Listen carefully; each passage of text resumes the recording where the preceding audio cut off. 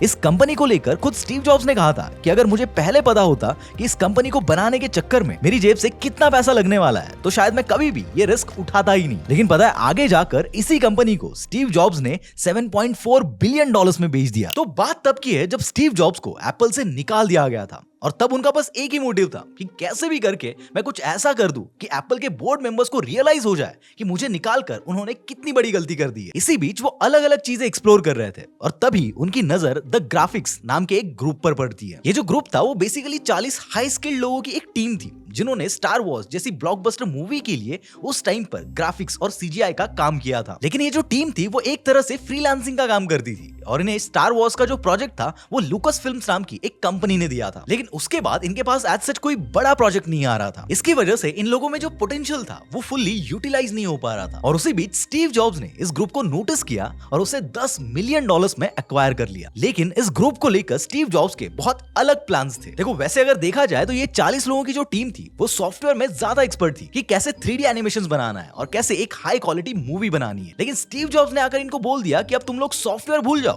और हार्डवेयर पर काम करना शुरू कर दो। मतलब तुम लोग एक ऐसा कंप्यूटर बनाओ जो high resolution 3D graphics easily generate कर सके। और फिर वो कंप्यूटर स्टीव जॉब्स बड़े बड़े स्टूडियोज और फिल्म मेकिंग कंपनीज को बेचना चाहते थे। अब ये 40 लोग जो कि सॉफ्टवेयर में ज्यादा एक्सपर्ट थे वो एक ऐसा कंप्यूटर बना भी देते जो कि स्टीव जॉब्स को चाहिए था। लेकिन स्टीव जॉब्स इस कंप्यूटर की प्राइस बहुत ही ज्यादा हाई रख देते हैं, इसीलिए कोई भी इस कंप्यूटर को खरीदता ही नहीं है। फिर स्टीव जॉब्स सोचते हैं कि अब क्या किया जाए। तो अब वो टीम से जाकर कहते हैं कि हम लोग ये कंप्यूटर अब मूवी वालों को नहीं बल्कि मीटेरियोलॉजी और हॉस्पिटल वालों को मेडिकल इमेजिंग करने के लिए बेचते हैं। और वो टीम फिर से उस कंप्यूटर में हल्के से मॉडिफिकेशंस वगैरह करके एक नया कंप्यूटर बना देती है। लेकिन फिर से वही हाई प्राइस और बहुत ही नीश मार्केट होने की वजह से इस कंप्यूटर के सिर्फ 300 यूनिट से बिक पाते हैं, इसलिए स्टीव का ये प्लान भी फ्लॉप हो जाता है। अब प्रॉब्लम ये थी कि स्टीव जॉब्स ने इस कंपनी में जितना भी पैसा डाला था वो अब तक खुद की जेब से डाला था। लेकिन इस कंपनी से उन्हें कुछ खास प्रॉफिट नहीं हो रहा था। उन्हें दूर दूर तक इस कंपनी को लेकर कोई होप नजर नहीं आ रही थी। लेकिन इसी बीच कुछ ऐसा होता है कि स्टीव जॉब्स की पूरी किस्मत बदल जाती है। स्टीव जॉब्स की इस कंपनी में उनका एक को फाउंडर था जॉन लैसेटर नाम से। उस दौरान टिन टॉय नाम की एक 3D एनिमेटेड मूवी आई थी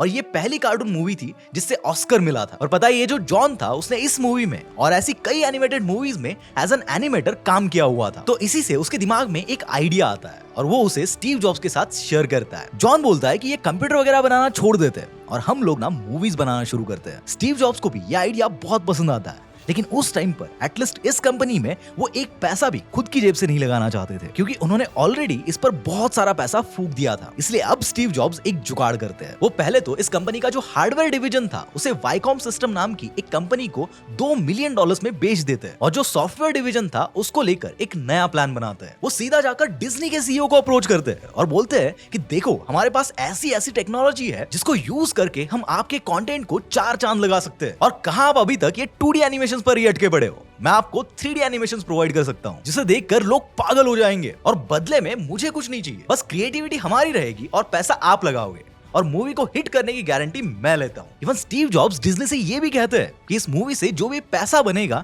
वो पूरा आप ही रख लो, हमें बस मूवी में हमारी कंपनी पिक्सार का नाम चाहिए। और इस बात से डिज्नी अग्री भी हो जाता है और पिक्सार के साथ 3 मूवीज बनाने की डील साइन भी हो जाती है। अब देखो स्टीव जॉब्स वहां जाकर गारंटी तो देकर आए थे कि मूवी को हिट करवा देंगे, लेकिन उनके पास कोई रोड मैप नहीं था कि एग्जैक्टली करना क्या है। एक तरफ वो इस डील को लेकर इतने कॉन्फिडेंट थे कि उन्होंने तुरंत ही डिसाइड कर लिया कि ये कंपनी अब कोई ऐसी वैसी कंपनी नहीं रहेगी, हम इसका आईपीओ लॉन्च कर देंगे। और वो सच में इस कंपनी के लिए एक सीएफओ भी हायर करते हैं और पिक्सार का आईपीओ भी लॉन्च कर देते हैं। और दूसरी तरफ स्टीव और उनकी टीम एक डिस्कशन करके मूवी के लिए फाइनली एक कॉन्सेप्ट रेडी करते हैं और मूवी को कंप्लीट बनाकर फाइनली 1995 में ये मूवी रिलीज हो जाती है। इस मूवी का नाम था टॉय स्टोरी, जो उस टाइम की one of the blockbuster movie थी। इसने ग्लोबली 350 मिलियन डॉलर्स की अर्निंग की थी और बाद में इसी का पार्ट 2 और पार्ट 3 भी रिलीज हुआ और ये पूरी की पूरी सीरीज ही एक के बाद एक हिट साबित हुई थी। और इसी के साथ पिक्सार का वैल्यूएशन भी 1.5 बिलियन डॉलर से भी ऊपर चला गया था। लेकिन अभी भी एक प्रॉब्लम थी। प्रॉब्लम ये थी कि अग्रीमेंट्स के अकॉर्डिंग इन मूवीज से जो भी रेवेन्यू जनरेट हो रहा था वो पूरा डिज्नी के पास जा रहा था और पिक्सार को नाम के अलावा और कुछ भी नहीं मिल रहा था। इसलिए स्टीव जॉब्स फिर से डिज्नी के सीईओ के पास जाते हैं और अग्रीमेंट को रीनिगोशिएट करते हैं। इस बार वो 5 मूवीज बनाने का अग्रीमेंट करते हैं और रेवेन्यू को 50-50% शेयर करने की बात करते हैं, जो कि डिज्नी एक्सेप्ट भी कर लेता है। अगेन ये पांचों फिल्म्स एक से बढ़कर एक हिट हो जाती है और इस बार स्टीव जॉब्स भी अच्छा खासा पैसा बना लेते हैं। लेकिन अब वो फिर से एक बार डिज्नी के सीईओ के पास जाते हैं और उनसे कहते हैं कि अब इसके आगे जो भी कॉन्ट्रैक्ट होगा उसमें पूरा पैसा पिक्सार को ही मिलेगा और आपको मतलब डिज्नी को सिर्फ क्रेडिट मिलेगा, क्योंकि अब स्टीव जॉब्स में वो कॉन्फिडेंस या फिर कह लो कि ओवर कॉन्फिडेंस आ चुका था कि अब तुम्हें मेरी जरूरत है, मुझे तुम्हारी नहीं। लेकिन ये डील ऑब्वियसली डिज्नी रिजेक्ट कर देती है और स्टीव जॉब्स पब्लिकली अनाउंस कर देते हैं कि डिज्नी और पिक्सार की पार्टनरशिप अब टूट चुकी है। लेकिन इस कहानी में फिर से एक ट्विस्ट आ जाता है।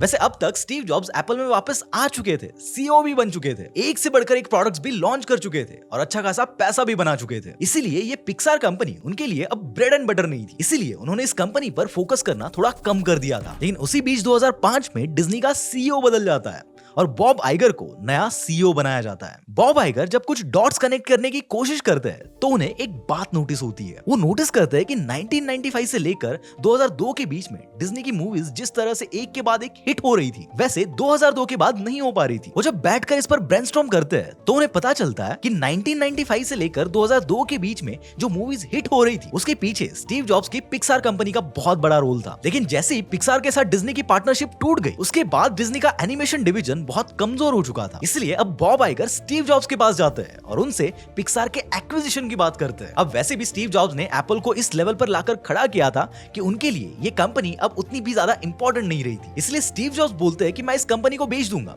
लेकिन $7.4 बिलियन में। अब बॉब को पता था कि इसके साथ नेगोशिएट करके कोई फायदा नहीं है, वो कंपनी बेचने के लिए रेडी हो गए, वही बहुत बड़ी बात है। इसलिए बॉब आइगर ने स्टीव जॉब्स को $7.4 बिलियन कैश में देने की बजाय उनके साथ एक स्टॉक डील की, यानी उन्होंने स्टीव को $7.4 बिलियन कैश देने की जगह उन्हें डिज्नी के 7% शेयर्स दे दिए, जिसकी वैल्यू उस वक्त $7.4 बिलियन थी। और इस तरह से स्टॉक डील में फाइनली 2006 में डिज्नी ने पिक्सार को खरीद लिया और इसी के साथ 7% शेयर्स के साथ स्टीव जॉब्स भी उस वक्त डिज्नी के लार्जेस्ट इंडिविजुअल शेयर होल्डर बन गए। लेकिन इस एक्विजिशन के बाद भले ही स्टीव जॉब्स पिक्सार के सीईओ पोजीशन से हट गए थे, पर डिज्नी वालों को पता था कि स्टीव जॉब्स के गाइडेंस के बगैर ये कंपनी हमारे भी कुछ खास काम नहीं आने वाली। इसीलिए डिज्नी ने उन्हें बोर्ड ऑफ डायरेक्टर्स में एक पोजीशन दे दी। तो इसी से आप अंदाजा लगा सकते हो कि स्टीव जॉब्स क्या चीज थे।